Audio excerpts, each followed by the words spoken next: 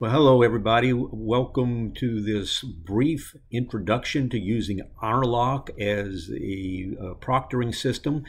This is going to be the way I have it set up. Other instructors will have things set different. Keep in mind, I give open book, open your own personal notes test. Keep that in mind, your own personal notes test. And so the way I have it set up will probably be different than many other instructors. Also keep in mind that different tests can be set up differently by the same instructor within the same course. So there may be a little bit differences, but basically most of it's going to be the same. So what I've got is the introductory quiz, which is going to be set up using the Honorlock system in all the exams. The reason for this is because I want you to get used to using the system and make sure everything works on it before you actually take an exam that's going to count towards your grade. Now, the introductory quiz counts because you have to make 100 on it to move on in the course. But don't worry, you get as many tries as you need. So I'm going to go ahead and launch the exam, and it's going to go through a system. Well, it's going to first throw up another window that disappears on you. But then it's going to tell you that the Honorlock extension is required and you need to add it because it's not there.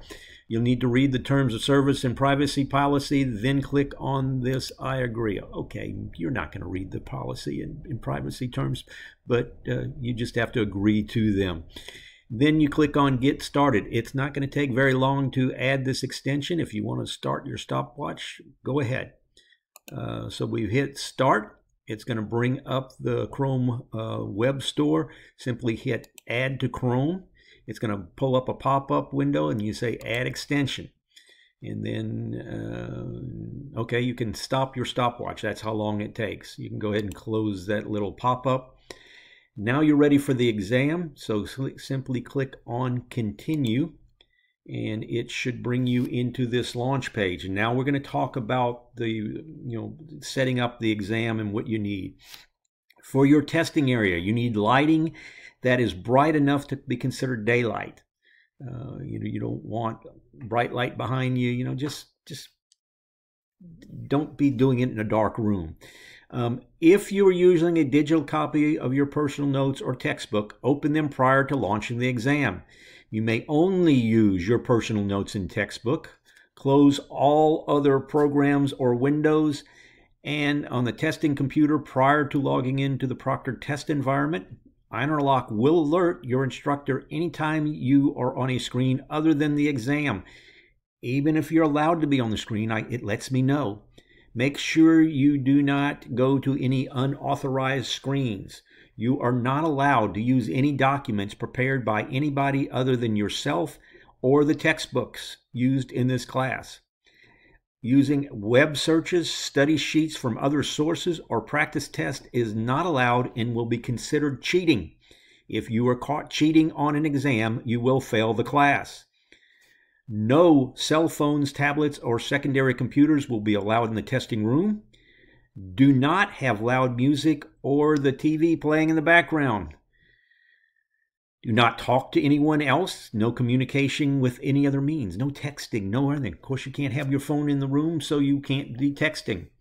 No other persons except the test taker should be permitted near the testing environment. During the test, you must not leave the room during the testing period.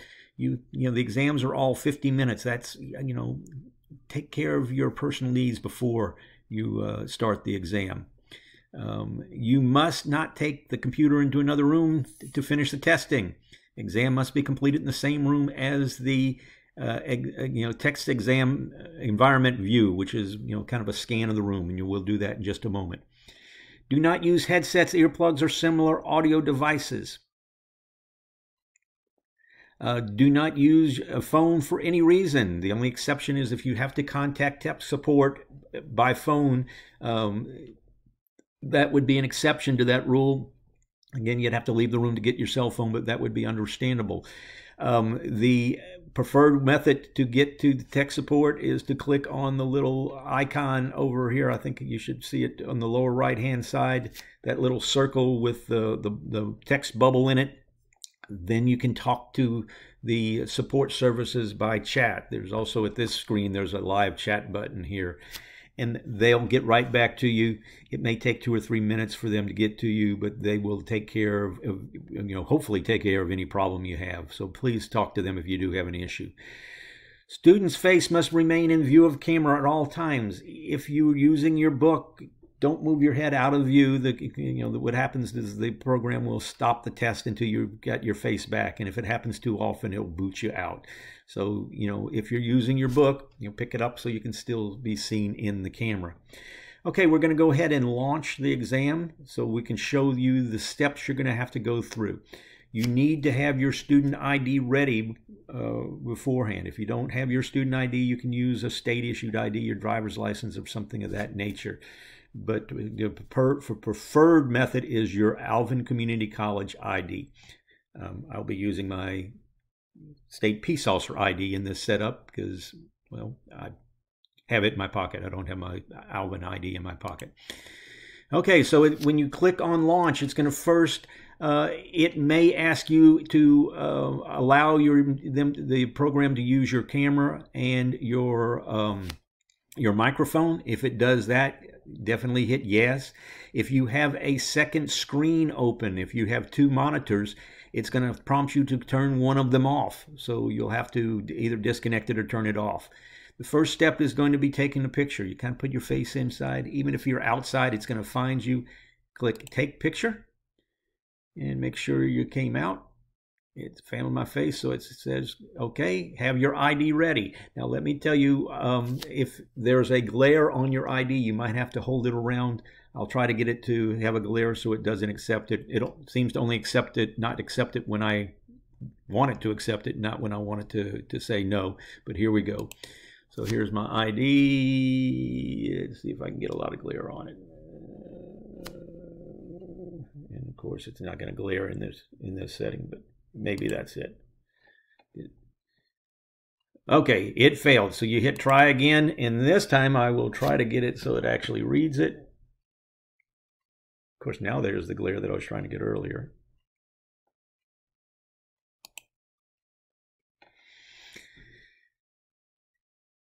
Oop, now it's not going to accept it.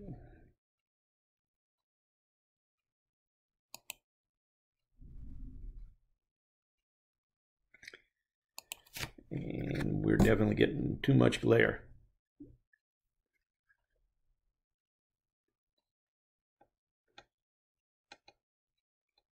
So just move things around.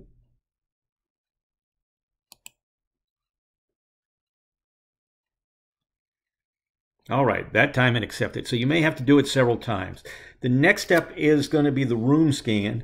You need to be able to pick your computer up and kind of scan the entire room and your desktop. So the easiest way to do that, it's much easier on a laptop than a desktop, unless you can take your camera off and move it around. So I'm showing you from a laptop. If you hold it so the camera's facing away from you and turn around the room, that works best. So let me hit the room scan. It gives you a countdown.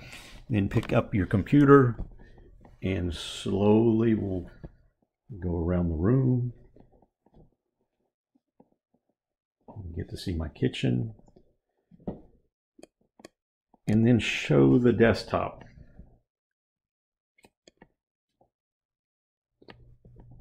And then carefully put your computer back down and click I'm done. And then it will show you the scan. And you can kind of watch it and see if everything's the way it should be. Including your desktop.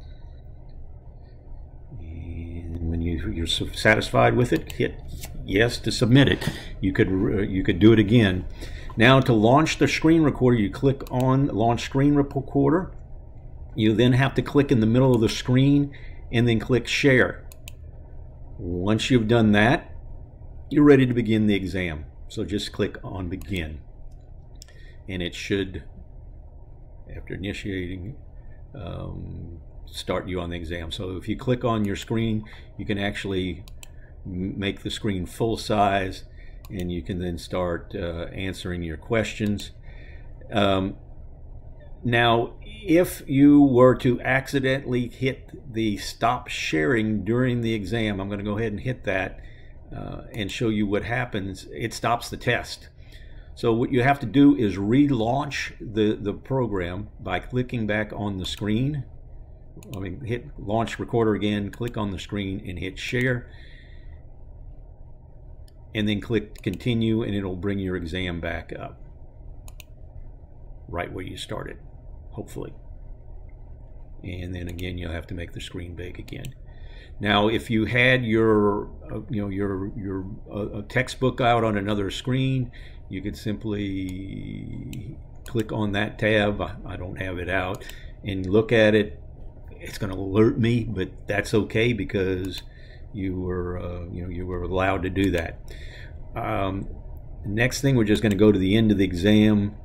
Whoops, didn't save it. Okay, so I'm on the last one.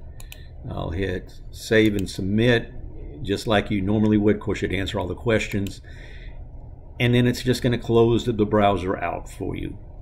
So that is all you need to do. Now, if you don't want this extension on your computer while you're not taking the exam, all you have to do is right-click on it and say remove from Chrome.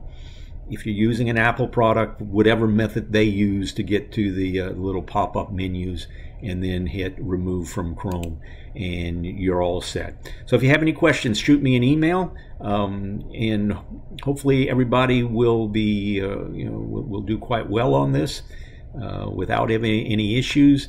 But if you do, let me know. Well, that's all we've got for you on this presentation.